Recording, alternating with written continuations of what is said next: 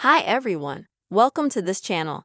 And in this video, I will show you and tell you how you can easily find your recently added friends in the Snapchat app. Please don't forget to subscribe to our channel. Be sure to put your likes and write comments at the end of the video. And let us get started on this topic with you. Start by opening the Snapchat app on your phone. And then at the bottom, go to the chat section. And now you'll need to tap on the sign where the plus sign and the person here in the top right corner.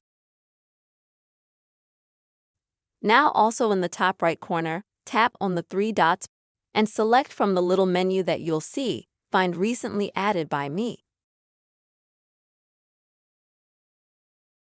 So that will take you to the list of people that you've recently added to your friends on Snapchat. And first you'll have the people you added earlier still at the bottom. And at the top you'll have people you've added more recently. So you'll be able to find the person you're looking for. And then, if you press and hold, you will go to the menu where you can write to the person, call, and then do basically what you need to do. Friends, this is how you can find the Snapchat app in a simple way. I really hope this video was helpful for you. Please don't forget to subscribe to the channel, write comments, put your likes, and see you soon.